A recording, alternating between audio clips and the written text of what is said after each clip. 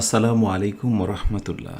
তোমরা কেমন আছো সবাই? আশা করি মহান আল্লাহর অশেষ রহমতে সবাই ভালো আছো এবং নিশ্চিন্তেই এবং আত্মবিশ্বাস নিয়েই বলা যায় যে তোমরা 50 বেসিক ক্লাসের আয়োজনটি কমপ্লিট করার প্রত্যয় ব্যক্ত করেছো।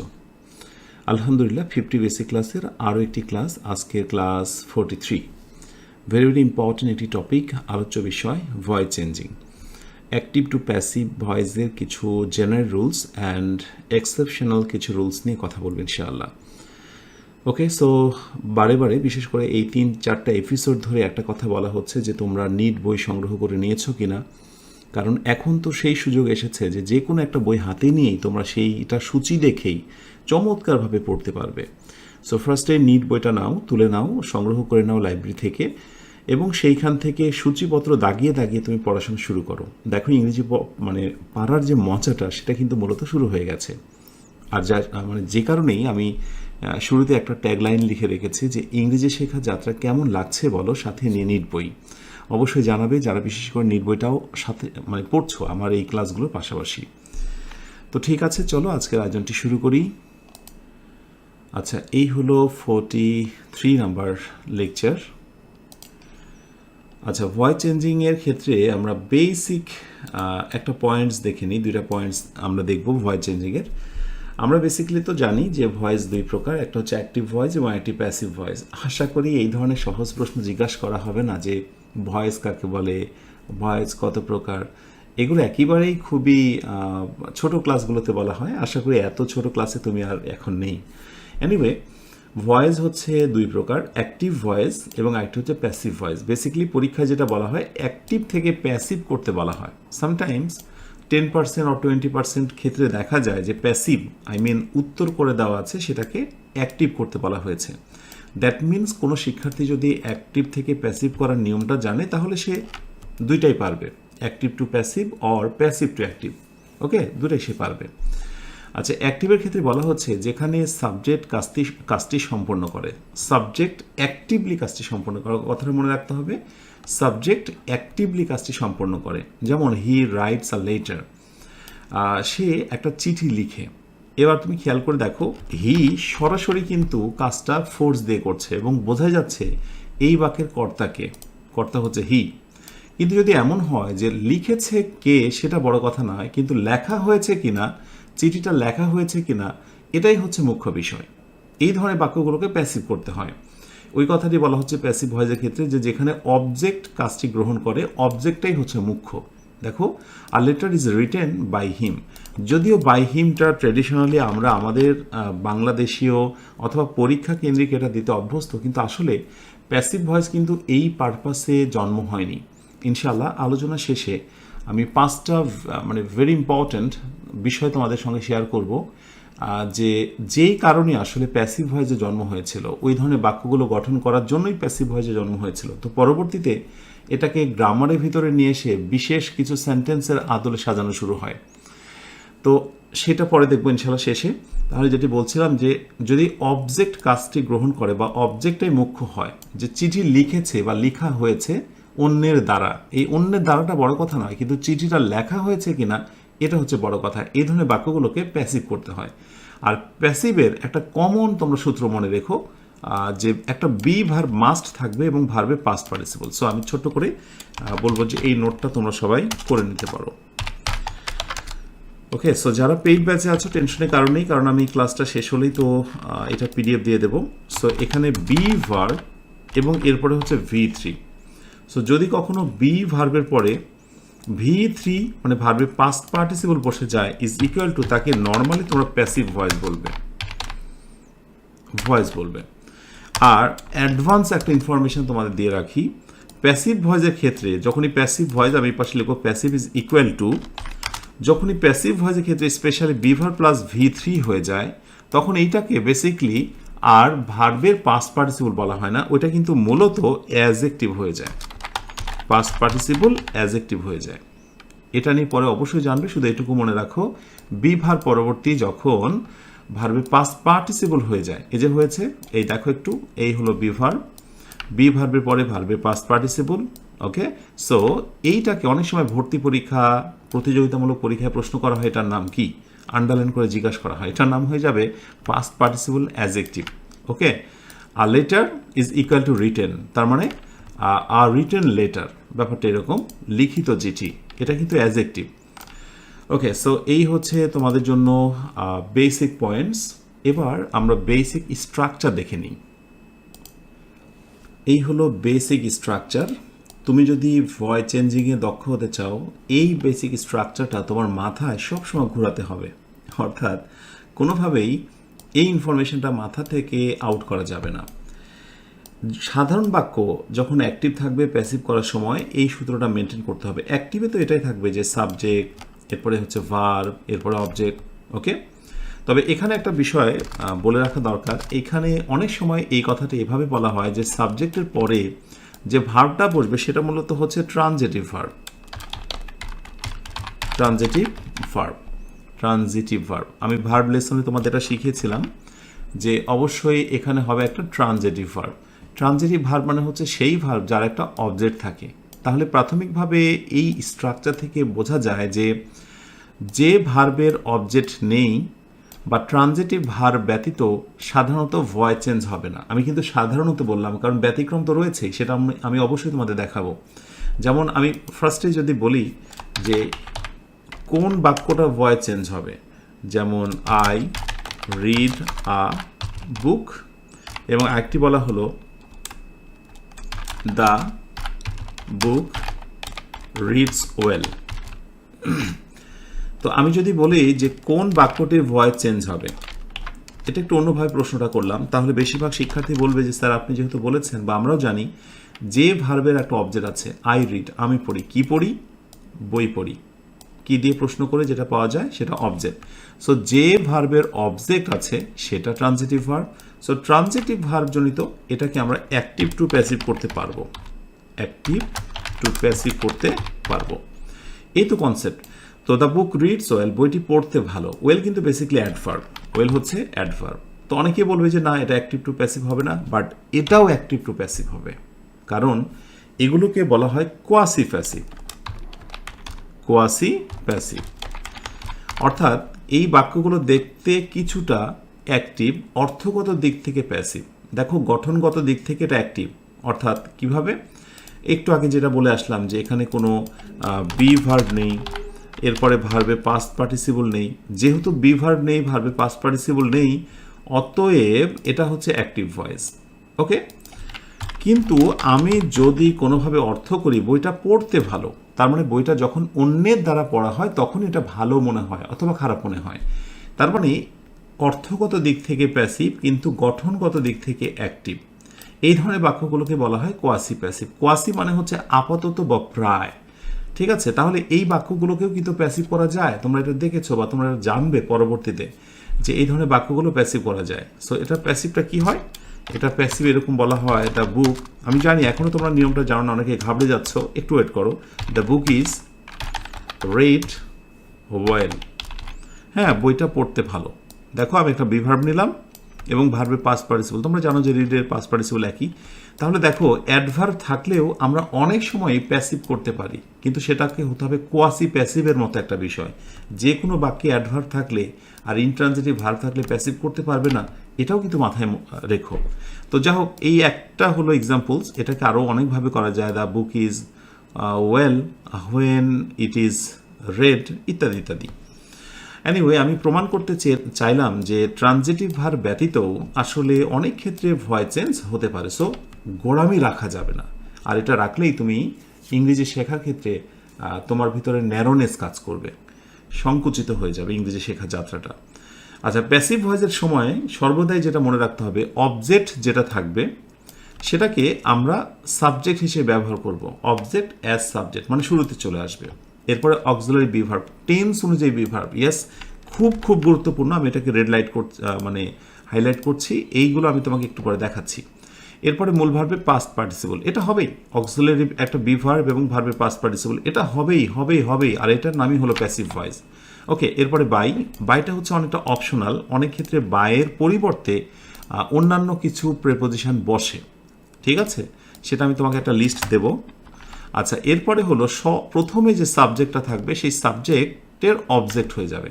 অর্থাৎ এখানে যদি আই থাকে তাহলে এখানে মি হয়ে যাবে, এখানে যদি হি থাকে তাহলে এখানে হিম হয়ে যাবে, রাইট? এই পরিবর্তনটা জানা খুব জরুরি।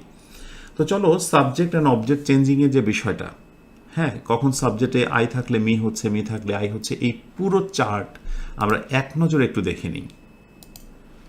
ওকে, সাবজেক্ট অ্যান্ড অবজেক্ট চেঞ্জিং একেবারে মুখস্থ করতে হবে।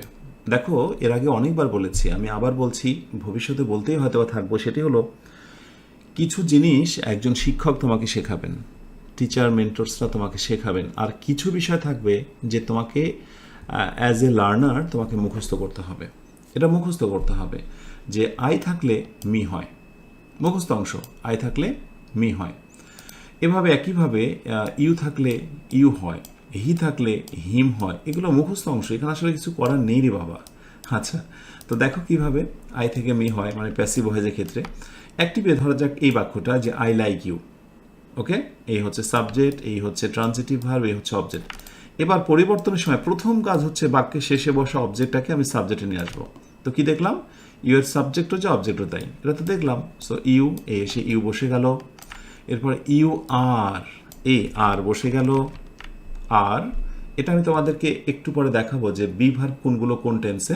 শুধু মনে রাখা, একটা বি ভার্ব আসবেই প্রেজেন্ট টেন্সে, আমরা অ্যামিজার নিয়ে আসবো, এরপরে মূল ভার্বে পাস্ট পার্টিসিপল করব, এরপরে বাই, আর এই যে আই থেকে মি। সো আমার এখন মূল ফোকাসটা হচ্ছে অবজেক্ট থেকে সাবজেক্টের জায়গা দেখানো, আর সাবজেক্টটাকে অবজেক্টের জায়গা কীভাবে পরিবর্তন হচ্ছে সেটা দেখানো। ঠিক আছে, এবার ইউ ইউ দেখো, ইউ মিস দ্য বাস।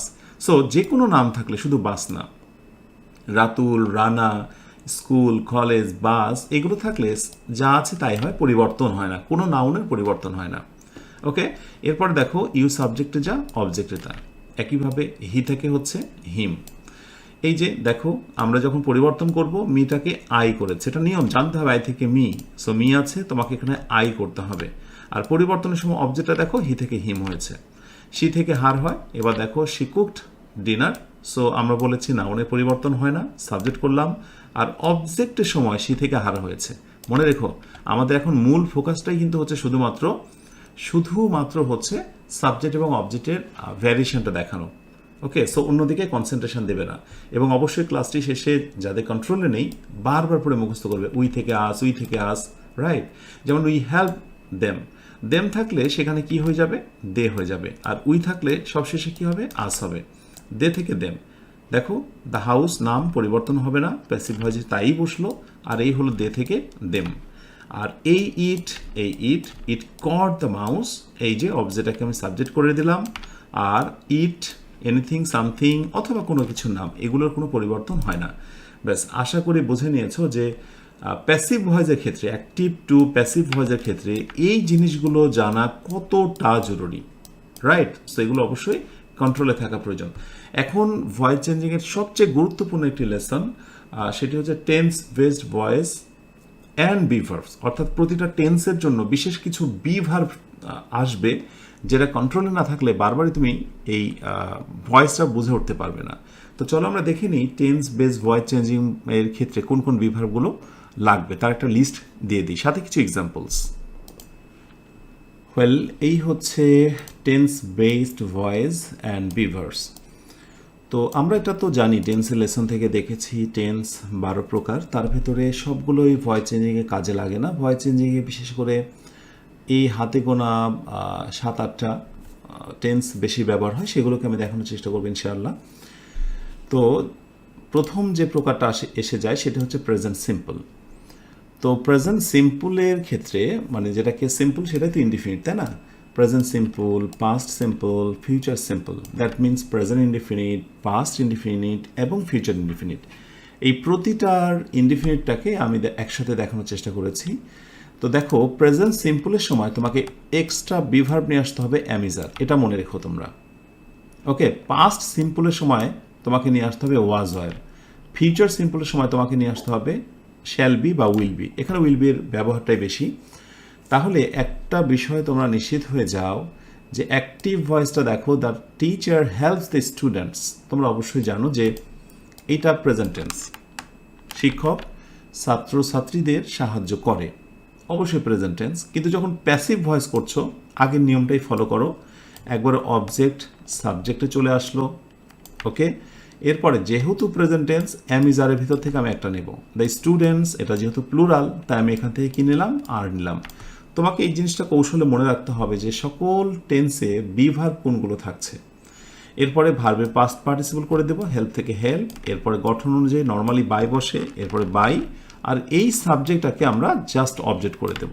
কি মনে আছে তো যে নাউন হলে তার কোনোই পরিবর্তন হয় না, নাউন হলে কোনোই পরিবর্তন হয় না।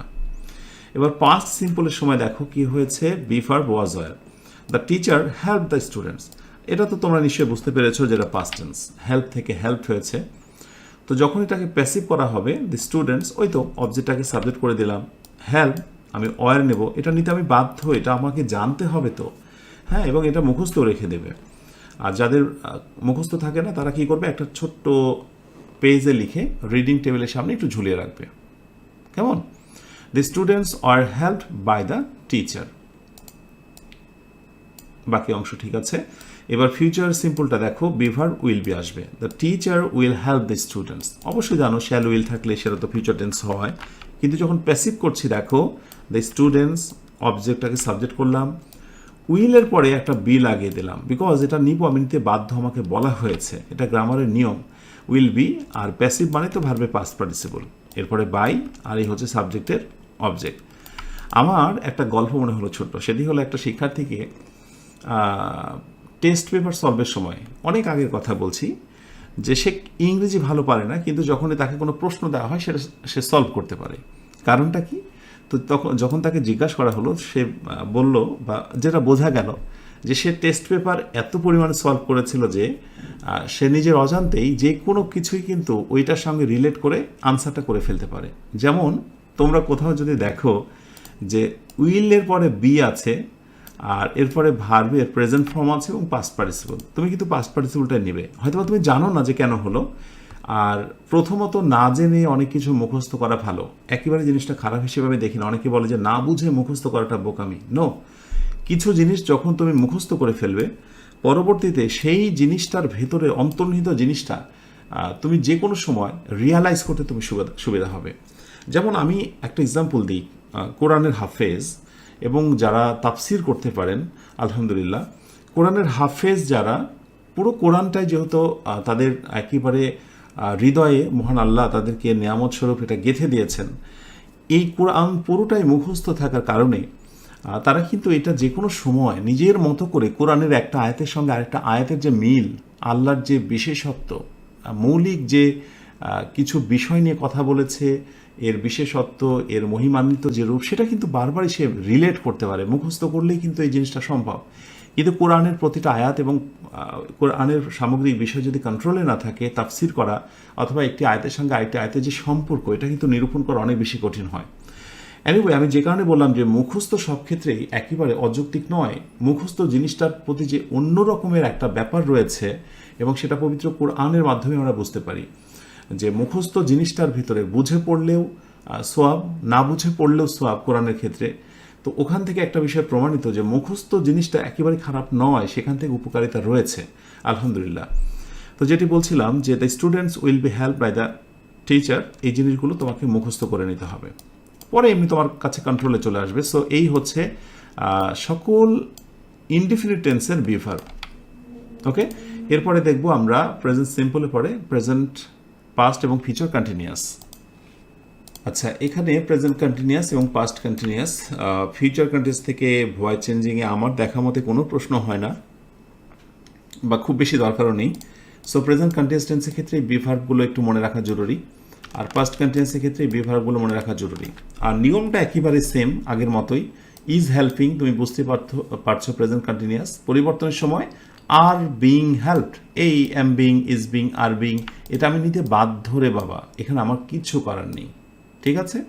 আর বিং, এই তো আর বিং, আর প্যাসিভ মানে ভার্বে পাস্ট পার্টিসিপল, হেল্প থেকে হেল্প, বাকি যা আছে তাই, ক্লিয়ার। একইভাবে পাস্ট কন্টিনিউয়াসের ক্ষেত্রে বি ভার্ব মুখস্থ রাখবে, ওয়াজ বিং, ওয়ার বিং, এই যে। সো পাস্ট কন্টিনিউয়াস আমরা প্যাসিভ করার সময় কি করলাম, ওয়ার বিং হেল্পড, এই যে ওয়ার বিং, আর ভার্বে পাস্ট পার্টিসিপল হেল্প। আর এরপরে পারফেক্টের তিনটা একটু বেশি দেখা যায়, এর ভিতরে একটা হচ্ছে প্রেজেন্ট পারফেক্ট, পাস্ট পারফেক্ট আর ফিউচার পারফেক্ট। That's enough. এই হলো 6, 7, 8টা টেন্সের বিভার মুখস্থ রাখলেই ভয়েস চেঞ্জিংয়ে তুমি বেশ মজা পাবে। Have been, has been, okay. The teacher has help students, যেহেতু প্রেজেন্ট পারফেক্ট এটা আমরা জানি। পরিবর্তনের সময় আমাকে নিয়ে আসতে হবে হ্যাভ বিন, হ্যাজ বিন, এটা নিয়ম আমার। সো স্টুডেন্টস এই যে অবজেক্টকে সাবজেক্ট করলাম, এরপরে হ্যাভ বিন করলাম, অবশ্যই প্লুরাল তো আমাকে হ্যাভ বিন করতে হবে, ভার্বে পাস্ট পার্টিসিপল করলাম, এরপরে বাই বাকি অংশ। পাস্ট পারফেক্টের ক্ষেত্রে আমাকে মনে রাখতে হবে হ্যাড বিন, এটার ব্যবহারও বেশ কম পরিমাণে দেখা যায় পাস্ট পারফেক্ট, কারণ বেসিকলি পাস্ট পারফেক্টের ক্ষেত্রে যেহেতু দুটো অ্যাকশন থাকে, বিফোর এবং আফটার দিয়ে সেগুলোকে জয়েন করা হয়, তো এটার পরিমাণ খুব কম আসে। বাট জেনে রাখো যে প্যাসিভ ভয়েসের ক্ষেত্রে হ্যাড বিন লাগাতে হয়। The students had been help, had help past perfect. Past পারফেক্টে প্যাসিভ ভয়েসে হ্যাড বিন লাগাতে হবে, এখানে একটাই, হ্যাঁ, এখানে সকল পার্সনের ক্ষেত্রে একটাই বসে। আচ্ছা, এরপরে আসো ফিউচার পারফেক্টে will be, will have been, একটু মনে রাখতে হবে উইল হ্যাভ হেল্প, এটা ফিউচার পারফেক্ট। আর প্যাসিভ করার সময় উইল হ্যাভ বিন, এই যে অতিরিক্ত বিন নিয়ে আসলাম দেখো, আর হেল্পের পাস্ট পার্টিসিপল হেল্পড। ব্যাস, ক্লাস শেষে এইগুলো কিন্তু মুখস্থ বিষয়, ওই যে সাবজেক্ট থেকে অবজেক্ট ওগুলো মুখস্থ করতে হবে, কোন টেন্সে কোন বিভার্বগুলো প্যাসিভ ভয়েসে ব্যবহার হয় সেগুলো মুখস্থ করতে হবে, অথবা খাতায় সুন্দর করে নোটস করে নেবে, কেমন? বেসিক্যালি এই হচ্ছে টেন্স বেসড ভয়েস অ্যান্ড বিভার্বসের একটা লিস্ট। এখন ভয়েস চেঞ্জিংয়ের আমরা মূল আলোচনায় প্রবেশ করার পূর্বে গুরুত্বপূর্ণ মৌলিক 2টা রুলস আমরা একটু জেনে নেব, যে 2টা রুলস জানলে ভয়েস চেঞ্জিংয়ের বিষয়টা তোমার কাছে সহজ হবে এবং এর রহস্যটাও তুমি উদ্ঘাটন করতে পারবে। 5 নম্বরে যেটি বলা হচ্ছে যে ভয়েস চেঞ্জিংয়ের ক্ষেত্রে কিছু মৌলিক বিষয়। ভয়েস চেঞ্জিংয়ে অবজেক্ট থাকা জরুরি, অর্থাৎ ট্রানজিটিভ ভার্ব দিয়ে গঠিত বাক্যই কেবল প্যাসিভ ভয়েস হয়। যে কথাটি বললাম যে অবজেক্ট থাকা জরুরি, কিন্তু অবজেক্ট না থাকলেও প্যাসিভ ভয়েস হতে পারে। তার নমুনা তোমরা অলরেডি পেয়েছো। আমি একটা হচ্ছে বলবো কোয়াসি প্যাসিভ। কোয়াসি প্যাসিভের ক্ষেত্রে হ্যাঁ এরকম কিছু বাক্য তোমরা দেখতে পাবে। আমি রোমান নাম্বার ইন করি, যে বাক্যগুলো গঠনগত দিক থেকে অ্যাক্টিভ কিন্তু অর্থগত দিক থেকে প্যাসিভ। এরপরে ইম্পারেটিভের সময় কিছু ক্ষেত্রে তুমি দেখতে পাবে ইউ আর রিকোয়েস্টেড টু, ঠিক আছে? কোয়াসি প্যাসিভের ক্ষেত্রে তুমি এটা দেখতে পাবে, আর ইম্পারেটিভের ক্ষেত্রেও তুমি দেখতে পাবে। সো কোয়াসি প্যাসিভের আমি দু একটা এক্সাম্পল দিয়ে রাখি, তোমার জন্য বেটার হবে। মূল আলোচনাটা আমাদের মোটামুটি শুরু হয়ে যাচ্ছে।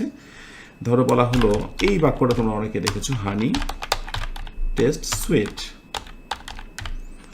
মধু খেতে মিষ্টি, ওকে। অথবা আরেকটি বাক্যতে যেটা বলা হলো দ্য বুক রিডস ওয়েল,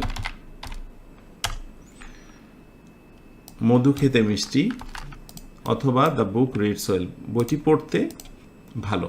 তো দেখো মধু অন্য কেউ খেলে এটা মানে মিষ্টি না তো বোঝা যায়, বইটি কেউ পড়লেই বোঝা যায় ভালো না খারাপ। তো অন্যের দ্বারা হচ্ছে কাজটি, অন্যের দ্বারা খাওয়া হচ্ছে, অন্যের দ্বারা পড়া হচ্ছে, দ্যাট মিনস এটা প্যাসিভ একটা অর্থ, কিন্তু গঠনগত দিক থেকে এটা অ্যাক্টিভ। কেননা এখানে কি নেই বলো তো? কারণ বি ভার্ব নেই এবং ভার্বে পাস্ট পার্টিসিপল নেই, সেই জন্য এটা অ্যাক্টিভ। তাহলে যেই সকল বাক্য গঠনগত দিক থেকে অ্যাক্টিভ কিন্তু অর্থ করলে প্যাসিভ, সেগুলোকে বলা হয় কোয়াসি প্যাসিভ। আচ্ছা, কোয়াসি প্যাসিভ মানে আপাতত প্যাসিভ, এটা মনে রাখতে হবে, ঠিক আছে? আর তার মানে হচ্ছে হাফ অ্যাক্টিভ হাফ প্যাসিভ, বিষয়টা এরকম, হাফ অ্যাক্টিভ অ্যাক্টিভ অ্যান্ড আমি লিখে দেব হাফ প্যাসিভ, ঠিক আছে? এই হচ্ছে একটি গুরুত্বপূর্ণ বিষয়। তো এইগুলোকে যখন ভয়েস চেঞ্জ করা হয়, ভয়েস চেঞ্জে বলা হয় যে সাধারণ নিয়মগুলো এটা একটু সাধারণ নিয়ম থেকে একটু আলাদা হতে পারে। যেমন 1 নম্বরে বলছে যে হানি টেস্ট সুইট, এটাকে তুমি এইভাবে করবে, honey is tasted sweet,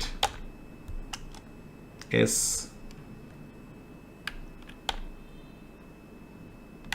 sweet, okay. তুমি এইভাবে করতে পারবে, অথবা তুমি চাইলে আরেকভাবে করতে পারো। এখানে একটু বাক্যটাকে বড় লম্বা করে, সেটা হচ্ছে হানি, ওকে, মধু ইজ সুইট, তুমি অ্যাডজেক্টিভকে দিয়ে দাও, ওকে, হানি ইজ সুইট। এবার লাগাও হোয়েন ইট, একটু ইট লাগাও। ইট মানে হচ্ছে এই honey. When it is tasted, দুইভাবে প্রচলিত।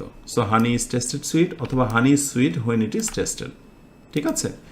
আর দ্য বুক রিডস ওয়েল, আমরা যদি এটার কথা বলি, আমরা এটাকে এবার ওখান থেকে নামিয়ে নিয়ে আসতে পারি,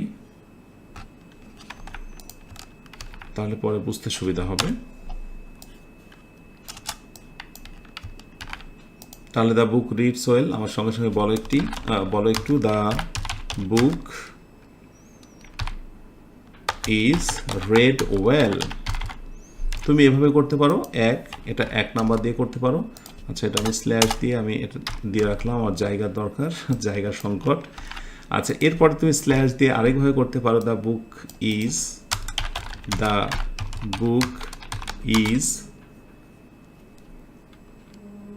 well when it is red. এইভাবে করতে পারো, when it is red. But এখানে একটা প্রশ্ন আমি যদি তোমাদেরকে করি, দেখি তোমরা কতজন আনসারটা দিতে পারছো। খুব বুঝে শুনে রাইট আনসারটা দেবে। ধরো এইখানটায় ফিলিং ইন দ্য গ্যাপ তৈরি করা হলো। ওকে, সো এখানে বলা হলো the books are well when dot dot are read. Option এতে আমরা এখানে কি প্রোনাউন ইট নেব নাকি এখানে দে নেব? এই জিনিসটা জানলে ফিলিং ইন দ্য গ্যাপে একটু হেল্প পেতে পারো। The books are well when dot dot are read. Yes, এবার যেহেতু আমি প্লুরাল নিয়েছি, দেখো আগেরটা সিঙ্গুলার ছিল তাই আমি ইট বলেছিলাম, আগেরটা সিঙ্গুলার তাই আমি বলেছি হোয়েন ইট ইজ। এই ইট মানে হচ্ছে বইটা, কিন্তু যখন আমি বলবো the books are well, that means হচ্ছে দ্য বুকস মানে plural, books is equal to হচ্ছে দে, অনেকগুলো বই।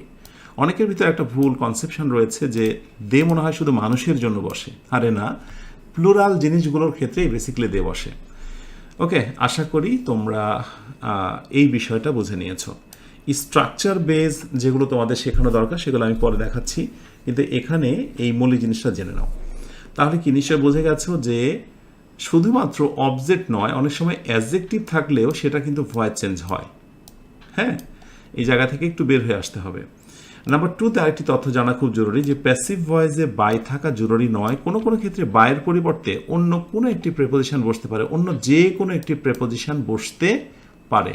তো আমি কিছু ভার্ব দেব, কিছু শব্দ দেব যেগুলোর সাথে অন্যান্য প্রেপোজিশন মানে বাই ব্যতীত, যেমন হচ্ছে উইথ, অ্যাট, এই টাইপের প্রেপোজিশনসগুলোর একটা সম্পর্ক আছে যেটা মুখস্থ রাখা একবার জরুরি। চলো আমরা লিস্টে একটু দেখে নিই। আচ্ছা, এই হলো তোমার প্রেপোজিশনসের একটা list. Use of other prepositions instead of by, অর্থাৎ বাইয়ের পরিবর্তে অন্যান্য প্রেপোজিশন যেগুলো বেশি ব্যবহৃত হয়, যেমন এই শব্দগুলো ভার্ব এর সঙ্গে অ্যাট, যেমন অ্যামেজড, অ্যাট, সারপ্রাইজড, অ্যাট মুখস্থ রেখে দেবে, কেমন? এগুলো পরে কিন্তু কোনোভাবে বাই বসবে না, প্যাসিভ ভয়েসের বেলাও অ্যাট হবে। আবার এগুলোর পরে সর্বদাই কি হবে? উইথ হবে। হ্যাঁ, cover with, decorate with, fill with, equip with, Bangla দেওয়া আছে। আর এরপরে হচ্ছে verb plus in, interested in, involve in ইত্যাদি। আমি একটা এক্সাম্পল দিই তোমাদেরকে, হ্যাঁ, তোমাদের বুঝতে সুবিধা হবে। ধরো একটি টেস্ট দেওয়া হচ্ছে, টেস্টটা এরকম যে the house is field dot dot smoke. এখন তোমরা তো নর্মালি জানো যে প্যাসিভ ভয়েসে সাধারণত কি বসে, প্যাসিভ ভয়েসে সাধারণত কি বসে? বাই বসে। তো ধরো আমি এই বাক্যটা তোমাদেরকে দিলাম, অপশান হিসেবে আমি এই 3টা দিলাম। The house is fill dot dot smoke, যে ঘরটা ধোঁয়ায় পরিপূর্ণ। এখন তোমাকে মাথায় রাখতে হবে যে আচ্ছা ফিলের সাথে কি বসে? পাস্ট পার্টিসিপল ফিল থেকে ফিল্ডের সঙ্গে উইথ বসে। Okay, so the right answer is with. কিন্তু যদি এটা না জানো, তোমার মনে হবে প্যাসিভ ভয়েস, তো প্যাসিভ ভয়েস মানেই বাই।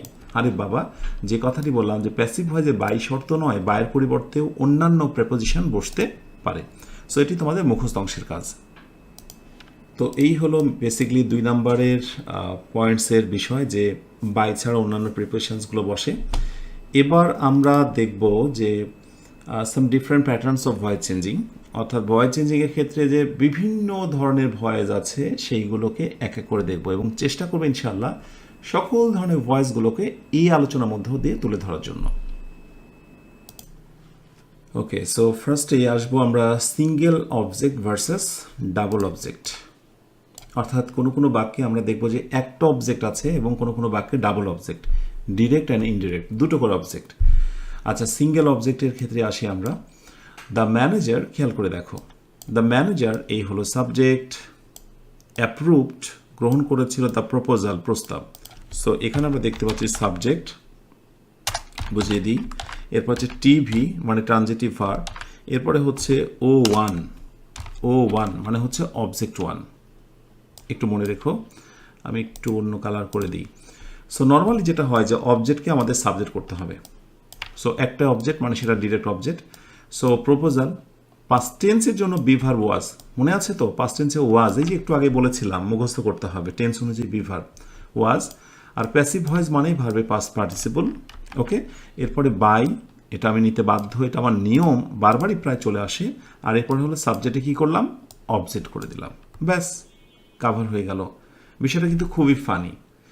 অবজেক্ট যদি একটা হয় তাহলে সিম্পল নিয়মে প্রথমেই অবজেক্টটাকে সাবজেক্ট করে দেব, টেন্স অনুযায়ী আমি বিভার্ব নেব, এরপরে মূল ভার্বে আমি পাস্ট পার্টিসিপল করব, গঠন অনুযায়ী বাই নেব, আর এরপরে সাবজেক্টটাকে অবজেক্ট অবস্থানে বসিয়ে দেব, ব্যাস ডান।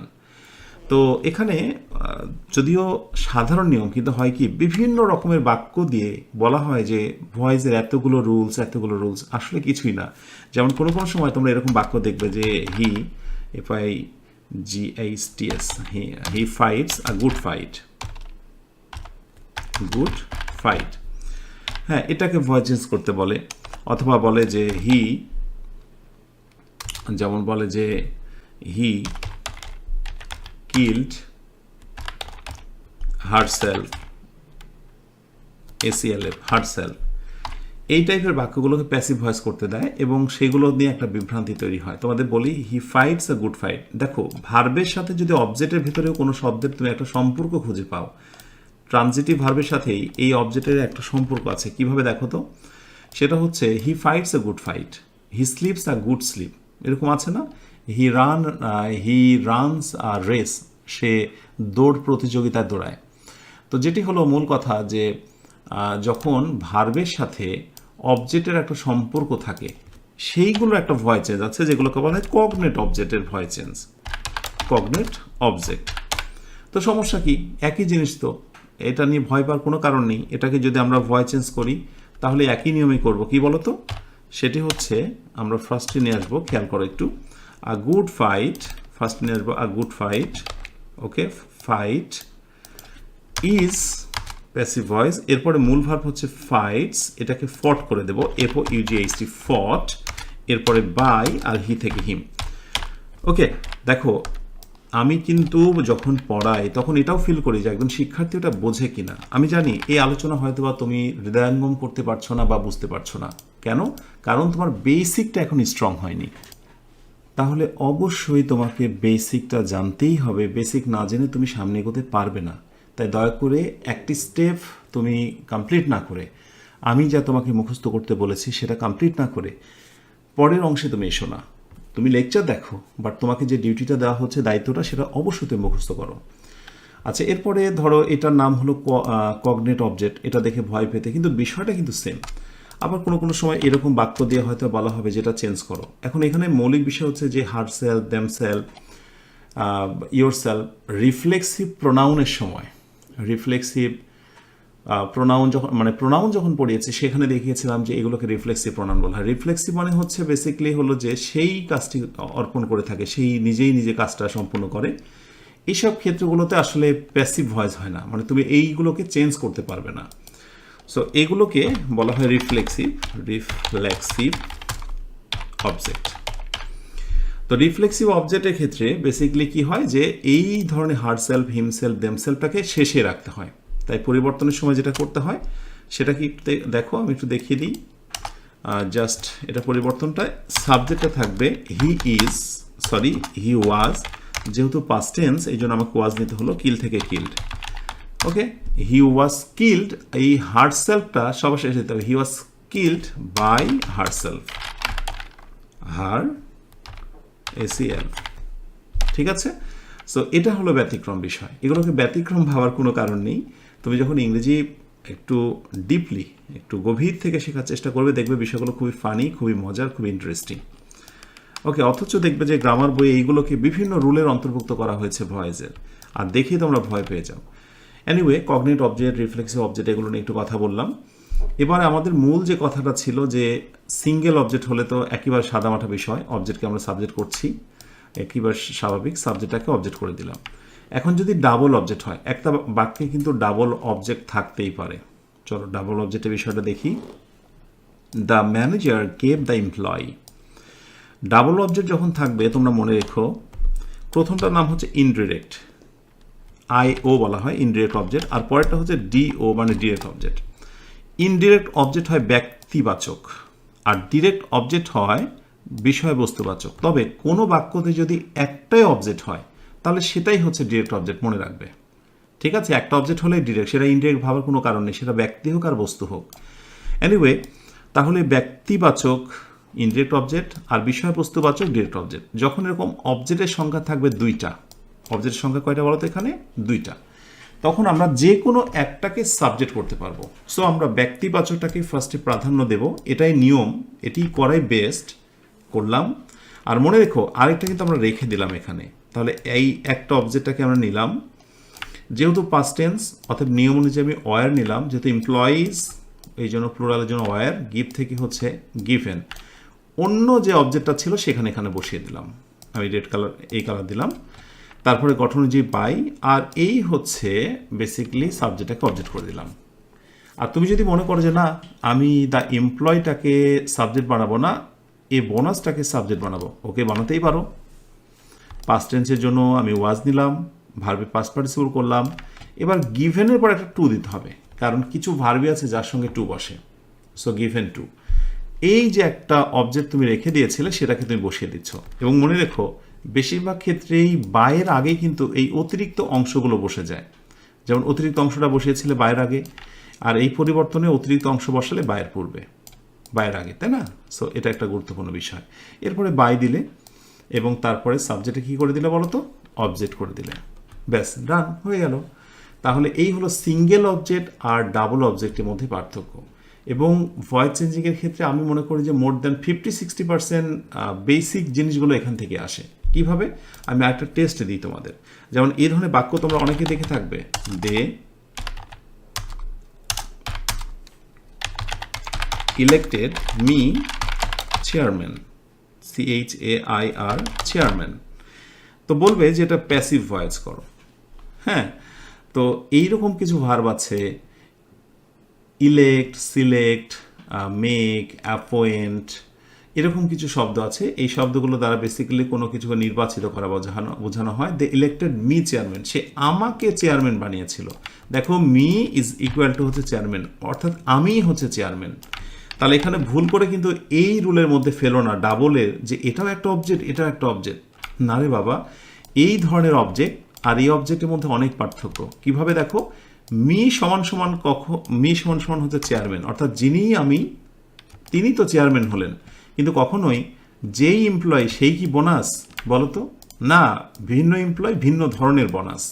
সুতরাং যখন এইরকম আমরা অবজেক্টের সাথে পরবর্তী অংশের মিল বা খুঁজে পাবো, ওকে, এই ধরনের অবজেক্টের একটা নাম আছে, সেটার নাম হচ্ছে factitive object. Factitive object voice চেঞ্জিংয়ের ক্ষেত্রে এটাকেও একটা নিয়মের অন্তর্ভুক্ত করা হয়, স্টুডেন্টের মাথা আওলা বাওলা করে দেওয়া হয়, কিন্তু কোনোই কারণ নেই এগুলোকে আওলা বাওলা করার। বিষয়টা হলো যে মি সমান সমান চেয়ারম্যান, এখানে কিন্তু তুমি চেয়ারম্যানকে নিয়ে আসতে পারবে না বা মিকে নিয়ে আসতে পারবে দুইটা, এরকম না, আগেরটার মতো না যে এমপ্লয়িজকেও তুমি সাবজেক্ট করতে পেরেছো আবার বোনাসকেও তুমি সাবজেক্ট করতে পেরেছো, কিন্তু এখানে মিকেও সাবজেক্ট করতে পারবে চেয়ারম্যানকেও সাবজেক্ট করতে পারবে, ব্যাপারটি এরকম নয়, কারণ মি যে ব্যক্তি তিনিই হচ্ছেন চেয়ারম্যান। সো চেয়ারম্যানটাকে সবসময় শেষের দিকে রাখতে হবে, মূলটা হচ্ছে subject I. So I elected, past টেন্সের জন্য আমি নেব I was, ELECT, elected, I was elected dot dot dot dot কেন দিলাম আমি বলছি, এরপরে বাই নেব, আর দে থেকে হচ্ছে দেম। এইটুকু আগে ভালো করে বোঝো। মি, এই যে আই হলো পাস্ট টেন্সের জন্য ইলেক্টেড হলো, ওয়াজ ইলেক্টেড। এরপরে গঠন অনুযায়ী প্যাসিভ ভয়েস মানেই বাই, এটাকে রেড করে দিই। এরপরে হচ্ছে দে থেকে বেসিক্যালি দেম। ক্লিয়ার? এখন এই যে অতিরিক্ত যে অংশটা আছে চেয়ারম্যান, সেইটাকে বসিয়ে দেবো বাইয়ের আগে। তুমি চাইলেই এই বাক্যটাকে কোনোভাবে এইভাবে করতে পারবে না যে chairman was elected me by them, কোনো অর্থ থাকবে না। ঠিক আছে, কোনো অর্থ থাকবে না।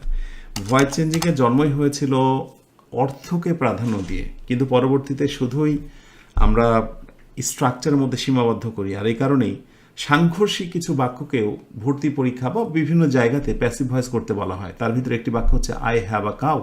হ্যাঁ, আই হ্যাভ আ কাউ, এটাকে প্যাসিভ ভয়েস করো। তো অনেকে আবার এটাকে করেও ছাড়ে যে এই cow is had by me. ব্যাপারটা কিন্তু খুবই ফানি। সো সব ধরনের বাক্যগুলোকে প্যাসিভ করতে হয় না, এটাও তোমাকে জানতে হবে। প্যাসিভ করলে বাক্যের অর্থটা নষ্ট হয়ে যায় কিনা এটাও তোমাকে খেয়াল করতে হবে। ক্লিয়ার? আশা করি এই বিষয়টা বুঝে নিয়েছ। আচ্ছা, এবার আমরা আরেকটা সেগমেন্টে চলে যাই, ভয়েস অফ মডেল ভার্বস, অর্থাৎ মডেল ভার্ব ব্যবহারে ভয়েস চেঞ্জিং। ব্যাপারটা খুবই ফানি। সো আমরা যখনই মডেল ভার্বের কথা বলি, মোটামুটি আমাদের স্মৃতিতে ভেসে ওঠে সেই ভার্বগুলো, যে can, could, may, might, shall, should, তাই না? Can, could, may, shall, should, would, WOULD, would. আচ্ছা, এই যে মডেল ভার্বগুলো, তো এরকম যে আসলে মডেল ভার্বের লিস্টগুলো আছে, এর ভিতরে ধরো হ্যাভ টু, এরপরে অনেক রকমের মডেল ভার্ব, ইউজ টু, যত মডেল ভার্ব আছে সহজ কথায় আমি ইটিসি লিখলাম। এই মডেল ভার্বগুলোর পর তোমরা জাস্ট একটা কাজ করবে, এগুলোর পর একটা বি ভার্ব লাগাবে, মানে বি, অন্য কিছু না, শুধু বি। এরপরে ভার্বে পাস্ট পার্টিসিপল, তারপরে বাকি যা আছে স্বাভাবিক নিয়ম বাই বা অন্যান্য কিছু। সো এই বিটা বসাতেই হবে, আর এটাই হচ্ছে নিয়ম।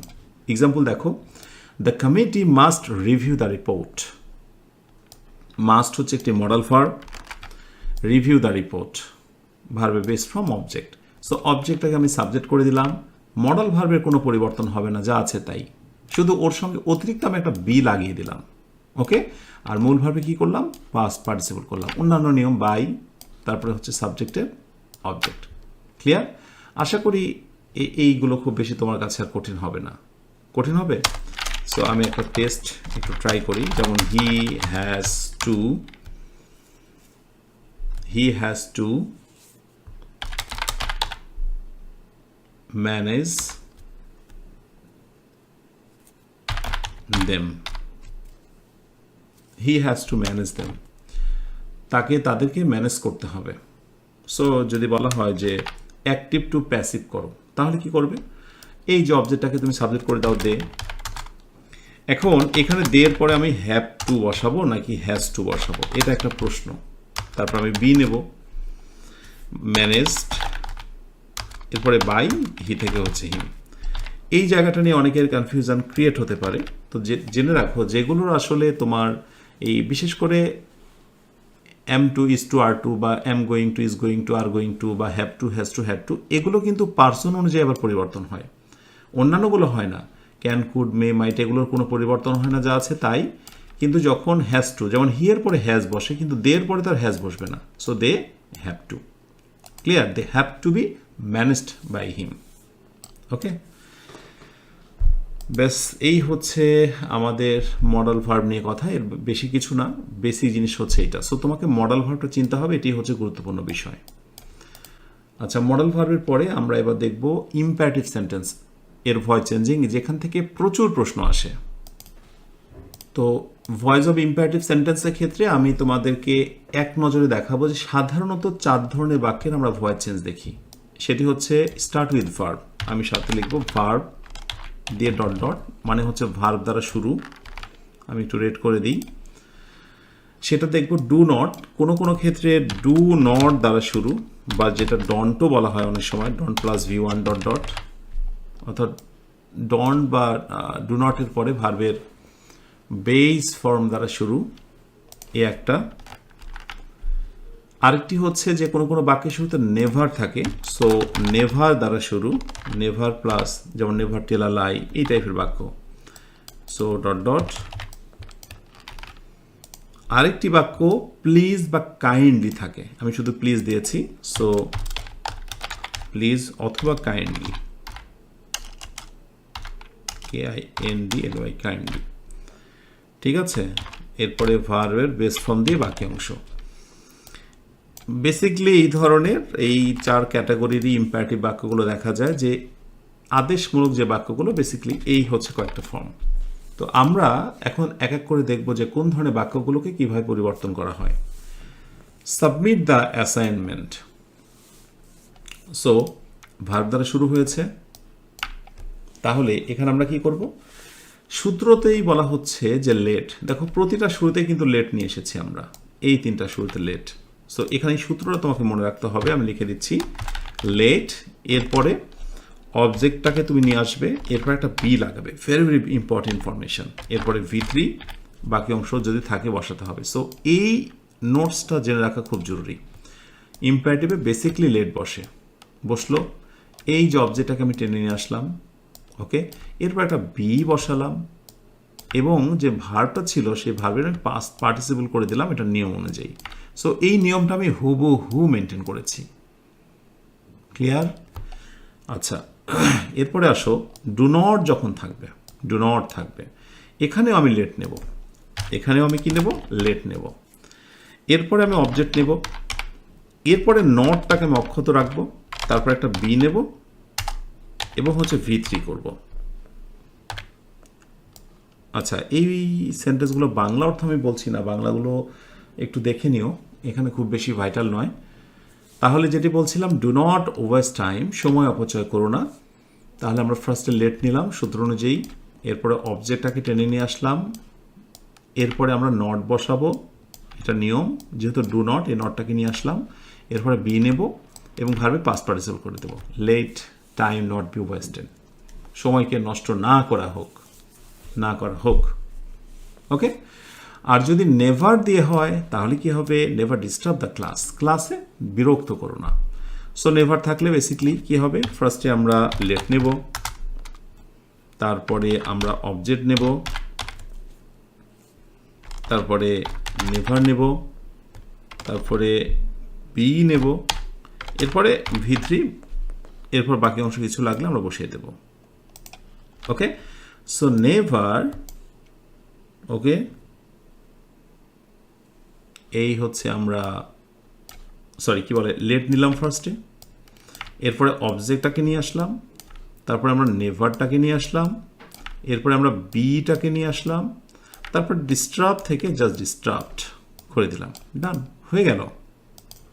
তো এই বাক্যটাকে আরেকভাবেও প্যাসিভ ভয়েস করা যেতে পারে, সেটি হচ্ছে নেভারের অ্যাফার্মেটিভ ফর্ম বা হাবোধক ফর্মটি ব্যবহার করে, সেটা আমি একটু দিয়ে রাখি, তাহলে বরং কাজে দেবে, রাইট? সো আমরা ফার্স্টে দেব, ওকে এখানে দিই, ওকে এখান থেকে নিই। সো ফার্স্টে আমরা নেব লেট নট, ওকে, দেখো এখানে নেভার নিয়েছিলাম, কিন্তু এইবার যখন আমি লেট নট দিচ্ছি তখন দেখো অবজেক্টটাকে তো নিয়ে আসবোই, ওটা সমস্যা নেই, লেট নট দ্য ক্লাস, ওকে, এরপরে আমি একটা এভার লাগিয়ে দেব, এরপরে বি, এরপরে হচ্ছে V3 ডিস্টার্বড, যা আছে তাই। শুধু একটু লক্ষ্য করে দেখো, আমি লেট নট নিয়ে ফেললাম, আর নেভারের জায়গাতে আমি এভার নিলাম, বোথ আর রাইট। আমি দুইটা শিখিয়ে রাখলাম এই কারণে যে কোনো সময় প্রতিযোগিতামূলক পরীক্ষায় আবার আসে যে নিচের কোন বাক্যটি সঠিক, দেখা যায় যে তুমি এটা জানো কিন্তু আসলে ওটা দেওয়াই নেই, দেওয়া আছে হচ্ছে এইটা, রাইট? সো জানতে হবে। আর এরপরে please submit the report, please বা কাইন্ডলি থাকলে চমৎকার একটা ফ্রেজ ইউজ করতে হবে, ইউ আর রিকোয়েস্টেড টু, এইটুকু, ইউ আর রিকোয়েস্টেড টু, এরপরে সাবমিট থেকে বাকি অংশ বা ভার্ব থেকে বাকি অংশ, এই প্লিজের কাজটাই কিন্তু হয়ে গেল ইউ আর রিকোয়েস্টেড, ঠিক আছে, you are requested to submit the report. খুবই ফানি, খুবই ইন্টারেস্টিং, এখানে আসলে তেমন কিছুই বোঝানো নেই। তো এই হলো মোটামুটি ইম্পারেটিভ সেন্টেন্সের ভয়েস চেঞ্জিং। ইম্পারেটিভের পরে আমরা চলে আসব ভয়েস অফ WH কোয়েশ্চেন্স। তো ডাব্লিউএস কোয়েশ্চেন্সের ক্ষেত্রে দুইটার বেশি ব্যবহার, একটা হচ্ছে হু এবং হোম। এই দুইটা রুল একটু বেশি দেখা যায়, এবং এর বাইরে অন্যান্য যে ডাব্লিউএস কোয়েশ্চেন্সগুলো রয়েছে, হোয়াট, হোয়ার, হাউ, হোয়েন ইত্যাদি ইত্যাদি। তো ফার্স্টে আমরা এই দুটা দেখি, তারপরে হোয়াটের ব্যবহারটা আমরা দেখিয়ে দেবো ইনশাল্লাহ। তো হু যদি কোথাও থাকে, হু থাকবে, সেটা প্যাসিভ করার সময় বাই হোম, এই কথাটা ফার্স্ট একটু মনে রেখো। হু থাকলে by whom. So past tense, be verb হচ্ছে ওয়াজ, এরপরে সাবজেক্টটাকে আমরা নিয়ে চলে আসলাম, অবজেক্টটাকে সাবজেক্ট অবস্থায় নিয়ে চলে আসলাম, এরপরে মূল ভার্বের পাস্ট পার্টিসিপল করে দিলাম, ব্যাস ডান।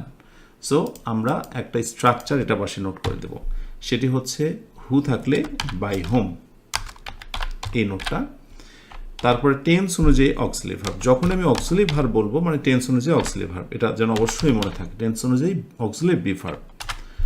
ওকে, এরপরে হচ্ছে যে অবজেক্টটা এখানে চলে আসবে অ্যাজ সাবজেক্ট, আর এরপরে হচ্ছে V3 ভার্বের পাস্ট পার্টিসিপল, শেষে কোয়েশ্চেন মার্ক দিতে কিন্তু ভোলা যাবে না।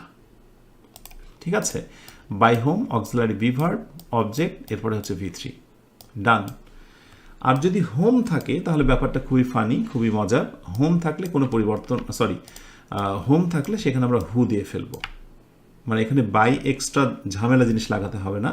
সো হু থাকলে বাই হোম, আর হোম থাকলে ডিরেক্ট হচ্ছে হু।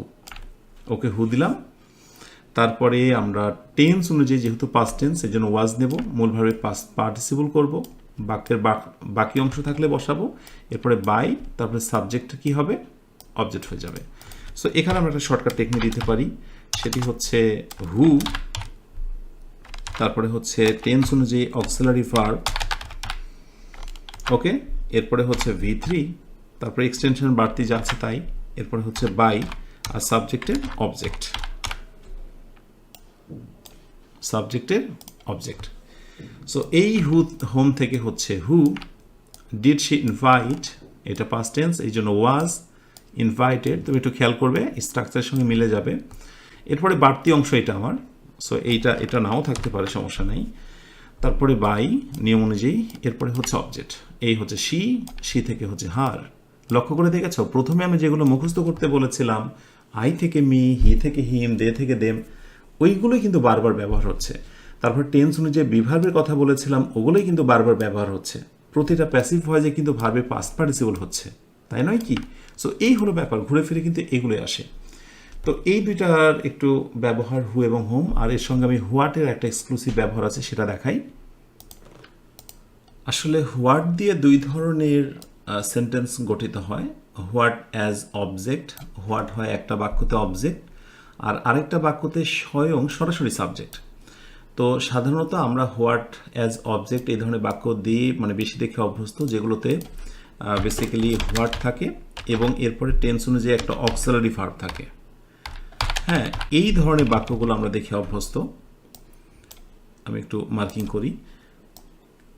তো যদি কখনো আমরা এই ধরনের বাক্য দেখি, আমরা auxiliary verb do, does, did যে কোনো একটা থাকতে পারে, তাহলে আমরা এক বিশেষ নিয়মে করব, সেটা হচ্ছে হোয়াটই থাকবে, যার পরিবর্তন হবে না। এরপরে টেন্স অনুযায়ী অক্সিলারি ভার্ব নিয়ে আসবো, অক্সিলারি বি ভার্ব নিয়ে আসবো, এরপরে ভার্বের পাস্ট পার্টিসিপল করব, এরপরে বাই নেব, এরপরে সাবজেক্টের আমরা জাস্ট অবজেক্ট করে দেব। ঠিক আছে, ওকে, একটু এটাকে আলাদা কালার দিই, সবুজ দিয়ে দিই। তো দেখো, what did she, what did he say, সে কি বলেছিল, আমরা হোয়াট অপরিবর্তিত রাখলাম। ওকে, এরপর টেন্স অনুযায়ী অক্সিলারি ভার্ব নিলাম, যেহেতু পাস্ট টেন্স এই জন্য ওয়াজ নিয়ে আসলাম। ওকে, এরপরে ভার্বের পাস্ট পার্টিসিপল করে দিলাম, তারপরে গঠন অনুযায়ী বাই নিলাম, এরপরে সাবজেক্ট অবজেক্ট হি থেকে হিম, ডান হয়ে গেল। এটাই সাধারণত বেশি তোমরা দেখবে যে what do you want, so কী হবে, what is wanted by you, এই তো। কিন্তু কিছু বাক্য রয়েছে হোয়াট সরাসরি সাবজেক্ট হয়, what motivates you, what motivates you, হ্যাঁ, মানে এটা নিজেই subject, what motivates you. So যদি তুমি কখনো এরকম দেখো যে হোয়াট বসেছে এবং হোয়াটের পরে সরাসরি মেইন ভার্ব বসেছে, কোনো অক্সিলারি ভার্ব নয়, কোনো অক্সিলারি ভার্ব নয়, যদি তুমি এমন বাক্য দেখো তাহলে পরিবর্তনের সময় তোমাকে এই সূত্রটা মেনটেন করতে হবে। হোয়াট আর অর্থাৎ হোয়াটটা অপরিবর্তিত থাকবে। টেন্স অনুযায়ী প্রেজেন্ট টেন্সের জন্য আর বসলো, অবজেক্টটাকে নিয়ে আসবে, মূল ভার্বে পাস্ট পার্টিসিপল করবে, আর সবার শেষে একটা বাই বসিয়ে দেবে। ঠিক আছে, একটু ব্যতিক্রম। সো আমি বলবো যে ফার্স্টে একটা নোট করতে হবে হোয়াট, এরপরে টেন্স অনুযায়ী অক্সিলারি ভার্ব বসবে। অনেক রুল না, এত কীভাবে মনে রাখবে? আসলে পড়াশোনা তো গবেষণামূলক বিষয়, একদিনই তো শেখার নয়। তাই যা দিচ্ছি এটা দেখো, লিখো, বারবার দেখার চেষ্টা করো, ইনশাল্লাহ অনেক কিছু ভিন্নতা পাবে। সো অক্সিলারি ভার্ব, এরপরে হচ্ছে অবজেক্টকে আমরা নিয়ে চলে আসবো সাবজেক্ট হিসেবে, এবং এরপরে হচ্ছে V3 বা মূল ভার্বে পাস্ট পার্টিসিপল, আর সবার শেষে অবশ্যই কোয়েশ্চেন মার্ক।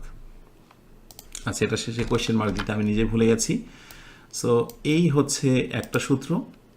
তুমি চাইলে বাই হোয়াটও বাক্যের শুরুতে বসাতে পারো, কোনো সমস্যা নেই। ওই সেম জিনিস, জাস্ট এটা শুরুতে শুধু বাই হোয়াট বসিয়ে দাও, বাই হোয়াট বসিয়ে দাও। বাই হোয়াট অর্থাৎ কিসের দ্বারা আর ইউ মোটিভেটেড, তুমি মোটিভেটেড হয়েছ। By what are you motivated, by what, এরপরে auxiliary verb, object V3, same, কোনো পার্থক্য নেই। শুধু একটাতে আমরা হচ্ছে বাইটা নেব শেষে, আর একটাতে বাই নেব আমরা শুরুতে। এই হলো পার্থক্য। আমি একটু রেড করে দিই যাতে নজরে পড়ে তোমাদের। ঠিক আছে, বাই আমরা শেষেও নিতে পারি, বাই আমরা শুরুতেও নিতে পারি। এটা হলো হোয়াটের দুইটা প্যাটার্নের ক্ষেত্রে। ওকে, আশা করি যে তোমরা হোয়াট সংক্রান্ত যে বিষয়টি সেটা তোমরা ক্ল্যারিফাই হবে। তো এখানে আমি তোমাদেরকে জিজ্ঞাসা করি, তো দেখি তোমরা এটা কেউ বোঝো কিনা, যে হোয়াট মেক ইউ হ্যাপি। মানে অনেকের মনে হতে পারে যে ভয়েস চেঞ্জিংয়ে আপনি কেন এটা শেখাচ্ছেন, কারণ এখানে রহস্য আছে, যেহেতু হোয়াট নিয়ে কথা বলছি। এখানে কি আমি মেক দেব নাকি অপশন বিতে আমি মেক্স দেব? ঝড়ো গতিতে একটু আমাকে জানাও, কারণ এটা অনেক শিক্ষার্থীর সমস্যা। সে কখনো বলার সুযোগই পায় না, আর যার কারণে তার জানাও হয় না কখনো। সো হোয়াটের পরে কি মেক হবে নাকি মেক্স হবে? আর আমি কি করে বুঝবো হোয়াট সিঙ্গুলার নাকি প্লুরাল? তো যদি সিঙ্গুলার ভাবি তাহলে তো মেক্স করব, যদি প্লুরাল ভাবি তাহলে তো মেক করব। বাট বিষয়টা কি, মজার কথা হচ্ছে, আমি এই বাক্যটাকে যদি বলি যে হোয়াট মেক ইউ হ্যাপি, আর একটাতে যদি বলি আমি যে what what makes you happy, তাহলে পার্থক্যটা কি দেখো? আমি হোয়াটের পরে যখন মেক করেছি মানে প্লুরাল, তখন আমাকে দিতে হবে কিছু একটা। ধরো আমি বললাম যে what things make you happy, okay, so singular হতে পারে।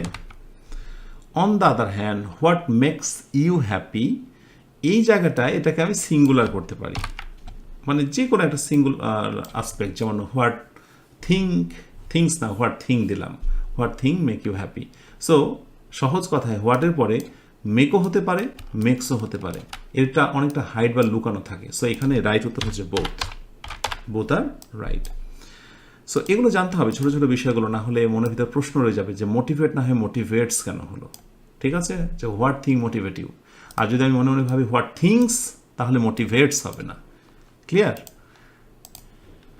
আচ্ছা, এরপরে আমরা আরও একটি গুরুত্বপূর্ণ ভয়েস চেঞ্জিং দেখব, ভয়েস অফ কমপ্লেক্স সেন্টেন্সের ভয়েস চেঞ্জিং নিয়ে, এবং আলোচনা প্রায় শেষের দিকে। তবে ভুলে যেও না, সব শেষে দেখাতে চেয়েছি যে ভয়েস চেঞ্জিংয়ের জন্মটা কেন হয়েছিল, এমন গুরুত্বপূর্ণ 5টি রিজন দেখাবো, যেটি জানা প্রত্যেকের জন্য জরুরি। তো চলো এখন এই মুহূর্তে দেখে নিই কমপ্লেক্স সেন্টেন্সের ভয়েস চেঞ্জিংয়ের নিয়ম। আচ্ছা, ভয়েস অফ কমপ্লেক্স সেন্টেন্স। তো কমপ্লেক্স সেন্টেন্স মানে কিন্তু আমরা এইটা বুঝি যে দুইটা সেন্টেন্স থাকবে। এতক্ষণ ধরে আমরা যত আলোচনা করেছি সবগুলোই একটা সেন্টেন্স ছিল, হয়তো অবজেক্ট কখনো একটা ছিল, দুইটা ছিল, বা ভার্বের ভ্যারিয়েশন ইত্যাদি, কিন্তু সেন্টেন্স কিন্তু একটা। কিন্তু এইবার দেখবো দুইটা সেন্টেন্স থাকবে, দুইটা সেন্টেন্স। দেখো, আই নো একটা সেন্টেন্স, হোয়াট ইউ থিঙ্ক একটা সেন্টেন্স। হ্যাঁ, এই ধরনের বাক্যগুলো, এই হচ্ছে একটা সেন্টেন্স, এই দেখো একটা সেন্টেন্স। এই ধরনের দুইটা সেন্টেন্সের বাক্যগুলোকে বেসিক্যালি কমপ্লেক্স সেন্টেন্স বলা হয়।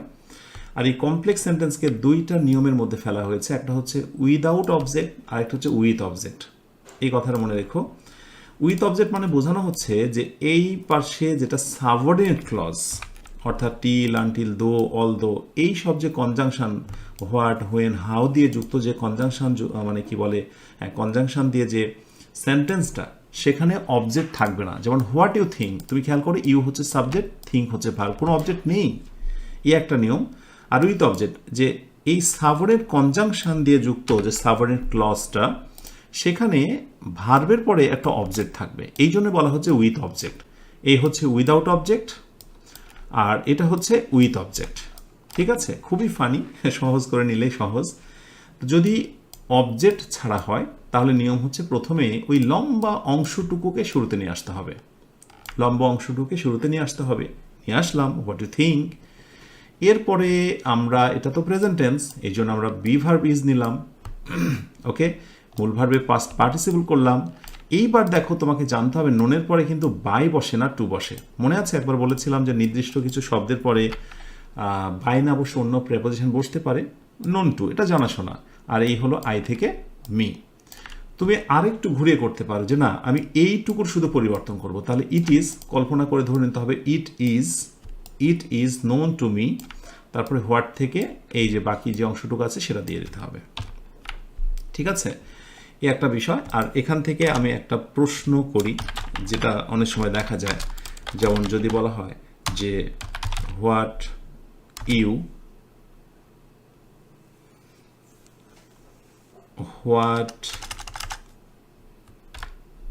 he says to the people, people is অথবা are known to all, তো এখানে একটা প্রশ্ন রয়ে যায়, সেটি হচ্ছে যে what he says to the people, সে যেটা মানুষের সামনে বলে, ইজ নোন, এখানে কি ইজ নেব নাকি আর নেব, এই একটা প্রশ্ন থেকে যায়। তো এই জিনিসটা আমি এখানে শিখিয়ে দিই যে যখনই তোমার কোনো ক্লজ, লম্বা একটি অংশ বাক্যের সাবজেক্ট হয়, এটার পরিবর্তে মনে মনে ইট ধরা হয়। কি ধরা হয়? ইট ধরা হয়। তো ইটের পরে কি বসে? ইজ বসে। এই জন্য অনেকে ভুল করে যে পিপল, আরে বাবা, অতএব আর দিয়ে ফেলবো, কিন্তু না, লম্বা অংশ, এটা সাবস্টিটিউট ওয়ার্ড হচ্ছে ইট, প্রতিস্থাপক শব্দ হচ্ছে ইট, ইটের পরে ইজ বসে, so it is known to all. এবং ঠিক এই কারণটার কারণেই কিন্তু it is known to me, মানে অনেকে বলতে পারে যে আই নো, এই ইটটা আসলো কোথায় থেকে? ইটটা আসলো বেসিকলি এই ক্লজের জন্য প্রতিস্থাপক শব্দ হিসেবে, it is known to me. এটা জানা হয় যে, কারণ এটা জানতে হবে তোমাকে যে ইটের জন্মটা কিভাবে হয়েছে। ওকে, এই হলো ব্যাপার। আর যদি অবজেক্ট থাকে তাহলে তো মজাই মজা, দুই পাশেই পরিবর্তন করব। এই যে আমরা they believe, so it is believed, okay, by, আর দে থেকে হচ্ছে দেম। এটা কিন্তু একেবারে আগের নিয়মের মতোই। এবং একটা বিষয় লক্ষ্য করেছো যে ভয়েস চেঞ্জিংয়ে তুমি যদি বেসিকটা জানো, তাহলে ঘুরে ফিরে কিন্তু ওই জিনিসগুলোই বারবার তোমার কাজে লাগছে, এবং এগুলোই তো নিয়ম। ব্যাস, তাহলে it is believed by them. আর এই পাশে যেহেতু অবজেক্ট আছে, তাই আমি এটাও পরিবর্তন করব। ঠিক আছে, আগেরটা যেমন আমি পরিবর্তন করতে পারিনি, আমি হুবহু বসিয়েছিলাম, কোনো পরিবর্তন করতে পারিনি, কিন্তু এবার পরিবর্তন করব। কিভাবে? অবজেক্টটাকে আমি সাবজেক্টে নিয়ে আসব। উইল, মনে আছে মডেল ভার্বের সঙ্গে একটা বি লাগাতে হয়, ক্যান বি, কুড বি। আর মূল ভার্বে পাস্ট পার্টিসিপল, যেটা ভয়েস চেঞ্জিংয়ে থাকবেই। এরপরে হচ্ছে বাই, আর এই হলো সাবজেক্টের অবজেক্ট। মজার জিনিস না? এইটার শুধুমাত্র এই পাশেরটুকু পরিবর্তন হয়েছিল, এই পাশে যেহেতু অবজেক্ট ছিল না, কিন্তু যেহেতু এই পাশটা পরিবর্তন তো করছি, বরং দ্যাট পরবর্তী, দ্যাট তো থাকবে, দ্যাটে পরিবর্তন হবে না। এবং তুমি দেখো এই কনজাংশনসগুলো যেগুলো থাকে সেগুলো কিন্তু তাই বসে, ওটা পরিবর্তন হয় না। তো যেহেতু অবজেক্ট আছে, তাই আমরা অবজেক্টটাকে ওই আগের নিয়ম মতো সাবজেক্ট করলাম এবং সাবজেক্টটাকে অবজেক্ট করে দিলাম। এক্সট্রা আরেকটি এক্সাম্পল দেখো, the teacher said that the students had completed the project. So it was said by the teacher. বুঝতে পেরেছ? এইটুকু দ্যাট বসে গেল, ওকে, দ্যাটটা এখানে বসে গেল, রেড করে দিই। এই হচ্ছে অবজেক্ট, অবজেক্টটাকে সাবজেক্ট করা হলো। Had completed, had been completed, এটা প্যাসিভ ভয়েস। এরপরে একটা বাই নিয়ে আসা হলো, এটা নিয়ম, নিয়ে আসতে হবে। আর এরপরে যা সাবজেক্ট আছে সেটিকে অবজেক্ট করে দেব, ডান। ওকে, এই হলো তোমার কি বলে, voice of complex sentence. Complex সেন্টেন্সের এই দুইটা রুলসই ভেরি ভেরি ইম্পর্টেন্ট। এর সঙ্গে আমরা এক্সট্রা মোর কিছু আমরা ভয়েস চেঞ্জিং দেখব। আচ্ছা, মোর কিছু ভয়েস চেঞ্জিং দেখানো দরকার, বলা তো যায় না কোন পরীক্ষায় কোনটা আবার এসে যায়। তো ইট ইজ হাই টাইম, এরপর ইনফিনিটিভ থাকে, এটা দেখবো আমরা বেয়ার ইনফিনিটিভ, অর্থাৎ কিছু ভার্ব আসলে পরবর্তীতে ইনফিনিটিভ বা টু বসে না, সেটা দেখব। আর ইনফিনিটিভ, যে কিছু ভার্ব আসলে অবশ্যই ইনফিনিটিভ বসাতে হয়, সেটা দেখব। এই হচ্ছে তিনটা রুল মোড়ের ভিতরে। ঠিক এরপরে আমরা আলোচনা শেষের দিকে যাব। ইট ইজ হাই টাইম, এরপর ইনফিনিটিভ, এটাই হয়, it is high time to repair the road, যদি এমনটা হয় ইনফিনিটিভ এক্সটেনশন, ইনফিনিটিভ ফ্রেজ, তাহলে ইট ইজ হাই টাইম কোনো পরিবর্তন হবে না, শুধু এরপর একটা ফর লাগাই দিতে হবে। So it is high time, এরপরে আমরা একটা ফর লাগিয়ে দেবো, ইট ইজ হাই টাইম, আমি গঠন দিচ্ছি ফর। এরপর ইনফিনিটিভের পরে যে অবজেক্টটা থাকবে সেটা অবজেক্ট অফ ইনফিনিটিভ লিখলাম, অবজেক্ট অফ ইনফিনিটিভ। হ্যাঁ, ইনফিনিটিভের যে অবজেক্টটা থাকবে সেটা আমরা বসিয়ে দেব। এরপরে টু বি V3, এই সূত্রটা একটু মনে রেখো তোমরা, আমি দেখা দিচ্ছি কিভাবে। এই ইট ইজ হাই টাইম দিয়ে যত বাক্য থাকবে সবগুলো কিন্তু এই একটা রুলের মধ্যে আসবে। ইট ইজ হাই টাইম আসবে, আসলো, এরপর আমি ফর বসালাম, ফর, এরপরে the road, object of infinitive, ইনফিনিটিভের যে অবজেক্ট সেটা বসে গেল। এরপর টু বি, হ্যাঁ টু বিটা আমি বসাবো, ওকে, এটাই আমার নিয়ম। এরপরে V3, ডান। সো এটাকে আমি একটু রেড করে দিই, কেমন? এই টাইপের যত বাক্য এবার পাবে তুমি সবগুলো একই নেমে হবে। যে it is high time to read the book, তাহলে কি হবে? It is high time for the book to be read. তো এখানে কিছু কিছু ক্ষেত্রে মানে অর্থের অযৌক্তিকতা এসে যায়, এ ধরনের করাও ঠিক নয়, সেন্টেন্সগুলো প্যাসিভ, কিন্তু দিয়ে রাখছি যেহেতু প্রতিযোগিতামূলক অনেক পরীক্ষাতে এটা আসতে দেখা যায়। বেয়ার ইনফিনিটিভ দেখো, see, help, make, hear, basically এই ভার্বগুলো বলছে যে আমরা যদি কোনো বাক্যতে বসি, ওকে, আই হেয়ার হিম, পরবর্তীতে ইনফিনিটিভ করতে পারবেন, অর্থাৎ কোনোভাবে তুমি বাক্যটা বলতে পারবে না I hard him to Singh, এটা করতে পারবে না। মেক হিম টু ফিনিশ, তুমি এটা করতে পারবে না, এটা হচ্ছে বেয়ার ইনফিনিটিভ, মানে অ্যাক্টিভের সময় টু থাকবে না, বাট প্যাসিভের সময় কিন্তু আবার টু থাকবে। দেখো, আচ্ছা বিষয়টা ক্লিয়ার করি। So I hard him Singh a song, আমি তাকে গান গাইতে শুনেছিলাম। তো নর্মালি করছো, অবজেক্টটাকে তুমি সাবজেক্ট করে দাও, হেয়ার থেকে হার্ড পাস্ট টেন্স ওয়াজ, পাস্ট পার্টিসিপল করলে। এরপর এইবার দেখো সিংটা কিন্তু এখানে টু সিং হয়ে গেল। ইয়েস, এটাই মনে রাখতে হবে যে বেয়ার ইনফিনিটিভটা প্যাসিভ এসে ইনফিনিটিভ হয়ে যায়, সিং আ সং। এরপরে বাই, আই থেকে হচ্ছে মি। একটু সময় নিয়ে স্থির মস্তিষ্কে তুমি জাস্ট ভাবো, প্রথমে এটা বলো না আরে বাবা বুঝলাম না, এটা ভাবার দরকার নেই, কেমন? তাহলে আমি মনে করি যে অনেক সমস্যার সমাধান অটোমেটিক্যালি হয়ে যাবে যদি তুমি স্থির চিত্তে কিছুটা সময় চেয়ে থাকো বাক্যটার দিকে, যে দেখি আসলে কি পরিবর্তন হলো। ঠিক আছে, এই পরিবর্তনগুলো দেখলেই তুমি বুঝবে। ওকে, একইভাবে এই যে হি নিয়ে আসলাম, হিম থেকে হি, বুঝতে পারছো, অবজেক্টকে subject, made past tense was made, finish ছিল সেখানে আমরা টু ফিনিশ করলাম, এটাই আমরা শেখাচ্ছি, এটাই হলো এখানে ব্যতিক্রম। ওকে, দ্য অ্যাসাইনমেন্ট, বাকি যা আছে তাই। এরপরে বাই দিয়ে সি থেকে, এই যে সাবজেক্ট অবজেক্ট, ক্লিয়ার?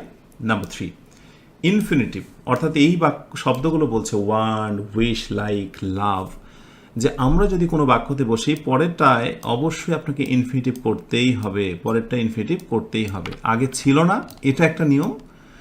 আর আমরা এই সকল শব্দদ্বয় যদি থাকি তাহলে পরেরটা ইনফিনিটিভ করতেই হবে, এটা একটা নিয়ম। So he is wanted to complete the task, I want him to complete the task. So normally অবজেক্টটাকে সাবজেক্ট করে দাও, প্রেজেন্টের জন্য ইজ নিয়ে আসো, ওয়ান থেকে ওয়ান্টেড, টু কমপ্লিট, যা ছিল তাই বসলো, একটু রেড করে দিই, নজরে আসুক। এরপরে দ্য টাস্ক, বাকি অংশ আই, এই যে আই থেকে by me. They like him to join, ব্যাস, পরিবর্তন হবে না, যা আছে তাই, পরিবর্তন হবে না, যা আছে তাই। এরপরে হি থেকে, এই যে দেখো লাইক থেকে ইজ লাইকড টু জয়েন, যা আছে তাই। এরপরে হচ্ছে দ্য টিম, এরপরে বাই, দে থেকে হচ্ছে দেম, দে থেকে দেম। তো কঠিনটা কি? আই হোপ যে আসলে কঠিন লাগার তেমন কিছুই নেই। এই তিনটা 1, 2, 3 দেখে রেখো, প্রতিযোগিতামূলক পরীক্ষার জন্য খুব খুব ইম্পর্ট্যান্ট। এবার আমরা দেখব যে ভয়েস চেঞ্জ থেকে আসলে কী ধরনের এরর্সগুলো আমরা খুঁজে পাই, বা কোন ধরনের বাক্যগুলো দেখে আমরা মনে করি ঠিকই আছে কিন্তু আদৌ কিন্তু ঠিক নয়, সেগুলোর রহস্যটা কি সেটা আমরা একটু ভেদ করার চেষ্টা করবো ইনশাআল্লাহ। ওকে, সো এরর ফাইন্ডিংস, এখানে 4টা সেন্টেন্স দিয়েছে দেখো। প্রথমটা হচ্ছে ইনকারেক্ট, এবং এগুলো দেখে অনেকে সঠিক মনে করে যে ভয়েস চেঞ্জ, বাহ দেখতে চমৎকার লাগছে, বাট ভুল। কি ভুল সেটা আমি বলছি। প্রথমটা দেখো, he told that the task should be done by him. দেখো আমি কিন্তু এই নিয়ম তোমাদের শিখিয়েছিলাম যে মডেলের পরে একটা বি হবে, ভার্বে পাস্ট পার্টিসিপল সবই ঠিক আছে, বাট ন্যারেশনের ক্ষেত্রে যখন আমরা অ্যাক্টিভ টু প্যাসিভ করি বাক্যটার অর্থ নষ্ট হয়ে যায়। সেই জন্য ন্যারেশনের ক্ষেত্রে বাক্যগুলোকে অ্যাক্টিভ রাখাই হচ্ছে যৌক্তিক, অর্থটা চমৎকার থাকে। সো এই বাক্যটাকে আপাতত সঠিক মনে হলেও ন্যারেশনের ক্ষেত্রে আমরা এই প্যাসিভ ভয়েস কখনোই করব না। মনে থাকবে আমরা আসলে ভয়েস চেঞ্জটা কেন করি, ইংরেজি ভাষা কেন শিখি, ইংরেজি সেন্টেন্স আমরা কেন লিখি, সেটা তো একটা ভাষা, প্রাজ্ঞিক একটা বিষয়। তো যদি অর্থের মাধুর্যতা নষ্ট হয়ে যায় তাহলে সেই রুলটা আমরা কেন অ্যাপ্লাই করব? ওকে, এবার আসো, the birds were flown by them. Flow বা ফ্লাই, ফ্লাই যেটা বলছি, যে ফ্লাই মানে ওড়া, এরকম ইন্ট্রানজিটিভ অনেক ভার্ব রয়েছে। যে ভার্বগুলো যেমন স্লিপ, তারপরে হচ্ছে গো, ফ্লাই মানে ওড়া, ইন্টার মানে প্রবেশ করা, ইন্ট্রানজিটিভ ভার্বকে কখনোই প্যাসিভ ভয়েস করা যাবে না। দেখে একবারে সুন্দর মনে হচ্ছে, আরে বাহ, মূল ভার্বে বি ভার্বে পরে পাস্ট পার্টিসিপল বাই, প্যাসিভ না, কিন্তু ফ্লাই ফ্লিউ, বাক্যটা হবে দ্য বার্ডস ফ্লিউ, পাখিগুলো উড়ে গেল। ওকে, আবার দেখো, the cake was eaten by someone. তো কেকটা কেউ মানে কারো দ্বারা খাওয়া হয়েছিল। তো যে বাক্যটায় অবজেক্টটাই মূল, সেখানে সাবজেক্টকে আর বাই দিয়ে দিতে হয় না। এই ইনডিফিনিট প্রোনাউন যেগুলো সামওয়ান অথবা এভরিওয়ান, ওয়ান, এই টাইপের ইনডিফিনিট প্রোনাউনগুলো বায়ের পরে ব্যবহার করাটাই হচ্ছে বড় ভুল। দেখে মনে হতে পারে রাইট, কিন্তু রাইট নয়। ধরো এই দুইটা বাক্যই তোমাকে কোনো একটি প্রতিযোগিতামূলক পরীক্ষায় দিয়ে বললো যে কোনটা সঠিক, তো তুমি অবশ্যই হয়তো এটাই রাইট বলতে পারো, কিন্তু যে ইংরেজি ভালো বুঝে, অর্থ ভালো বুঝে, সে বুঝবে যে না না না, কী দরকার বাই সামওয়ান দেওয়ার, কেকটা খাওয়া হয়েছে এটাই মূল কথা, কে খেলো এটা তো বড় কথা নয়। আচ্ছা, এবার আসো, the result are announce by the official today.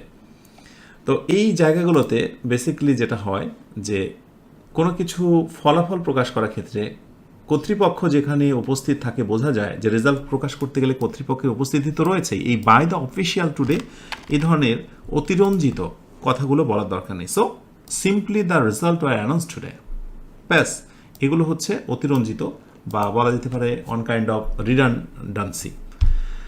এইবার সবশেষ আমরা দেখব 5 reasons why passive sentences are introduced. ইংরেজিতে প্যাসিভ সেন্টেন্সের কেন জন্ম হলো, এই সংক্রান্ত 5টি তথ্য যেটা আমি প্রথম থেকে বলে আসছিলাম, আর এটার মধ্য দিয়েই শেষ হবে ভয়েসের ক্লাস। ক্লাসটা একটু লম্বা হলেও উপায় নেই, কারণ ভয়েস লেসনটা অনেক বড়। চেষ্টা করেছি বেসিকটা দেওয়ার, আশা করি এটি তোমার জন্য যথেষ্ট হবে। আচ্ছা, 5 reasons why passive sentences are introduced, যেটি বললাম, প্রথমত কারণ ছিল অফিসিয়াল বা আনুষ্ঠানিক কোনো ঘোষণা বা বিজ্ঞপ্তির জন্য প্যাসিভ ভয়েসের ব্যবহার। হ্যাঁ, যেমন ফলাফল আগামীকাল প্রকাশিত হবে, বিজ্ঞপ্তি, এটাই নিয়ম। সো এই জাতীয় বাক্যগুলোকে আমরা অ্যাক্টিভে করতে পারবো না, এটাকে প্যাসিভেই করতে হবে। The result will be published, এটা একটা কারণ। অপরাধ বা দুর্ঘটনার বিবরণ, হ্যাঁ, কোথাও কোনো অ্যাক্সিডেন্ট হয়েছে, দুর্ঘটনা। সামওয়ান ব্রোক দ্য উইন্ডো, দরকার নেই, মেন জিনিসটা জানালাটি ভেঙেছে, এটি আমার মূল গুরুত্বপূর্ণ বিষয়। দুর্ঘটনা, এসব ক্ষেত্রগুলোর জন্য প্যাসিভের ব্যবহার শুরু হলো। এরপরে গবেষণা বা বৈজ্ঞানিক প্রতিবেদনের ক্ষেত্রে, we measure the temperature during the experiment. তো এই বৈজ্ঞানিক গবেষণার জন্য অবশ্যই এটাকে প্যাসিভ ভয়েসে রূপান্তর করতে হবে। The temperature was measure during the experiment, এই বাক্যগুলোকে দেখে আপাতত সঠিক মনে হলেও এগুলোই ভুল হবে, সে কারণে এগুলোকে এইভাবে দেওয়া হয়েছে। সাধারণ বা সর্বজনীন সত্য কিছু বাক্য থাকে, যেমন people speak English all over the world বা ওয়ার্ল্ড ওয়াইড। তো ইংরেজি ভাষা তো আর গাধা ভেড়া বলে না, এটা তো মানুষই বলে, রাইট? সো এই জাতীয় বাক্যগুলোতে পিপল কথাটি ব্যবহার করে অ্যাক্টিভ করাটা অযৌক্তিক। সো ইংলিশ ইজ স্পোকেন, সারা পৃথিবীতে বলা হয়, মানুষই যে বলে সর্বজন বিদিত সত্য। আর এসব ক্ষেত্রগুলোর জন্যই প্যাসিভ ভয়েসের ব্যবহার। আর নির্দেশনাবলী ক্ষেত্রে যেমন you must follow the safety rules, এই নির্দেশনাবলী বিভিন্ন কিছু মানার জন্য প্যাসিভ ভয়েসের ব্যবহার। The safety rules must be followed. নিশ্চয়ই বুঝতে পেরেছ যে ইংরেজিতে কেন প্যাসিভ ভয়েসের জন্ম হয়েছিল, আর পরবর্তীতে সেটিকে ঘোরাতে ঘোরাতে পরীক্ষার জন্য ইম্পর্টেন্ট ভেবে আমরা এমনও বাক্য দেওয়া শুরু করলাম, আই হ্যাভ আ কাউ, আমার একটি গরু আছে। আচ্ছা বলো তো, আমার একটি গরু আছে, এই বাক্যটাকে প্যাসিভ করা কি খুবই জরুরি? প্যাসিভ করলে কি অর্থের মাধুর্যতা আর থাকবে? থাকবে না। আশা করি তোমরা বুঝতে পেরেছ। তো এই হচ্ছে বেসিক্যালি ভয়েসের A to Z সলিউশন।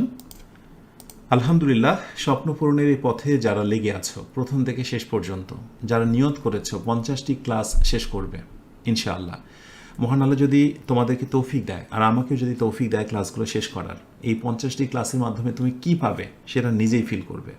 শেষে আরেকবার স্মরণ করে দিই, এখন সময় এসেছে নিট বইটা হাতে নিয়ে সূচিপত্র দেখে দাগিয়ে দাগিয়ে প্রতিটা টপিক বুঝে বুঝে পড়া। যেটা বুঝবে না দেখবে যে পরের কোনো একটা লেসন বা কোনো একটা জায়গায় তুমি সেই জিনিসটা আবার ক্লিয়ারিফাই হয়েছো। তুমি এতদিন ইংরেজি লেকচার বুঝতে না, কোনো একটা ভালো স্যারের ক্লাস থেকে কিছু বুঝতে না, ভালো একটা বই পড়ে বুঝতে না, এর পেছনে কারণ ছিল বেসিকের দুর্বলতা। আলহামদুলিল্লাহ আমরা 43টা ক্লাস করেছি এই মুহূর্তে। যারা আমার এই ক্লাসটা করছো, দ্যাট মিনস তুমি অনেকটাই স্ট্রং হয়েছ।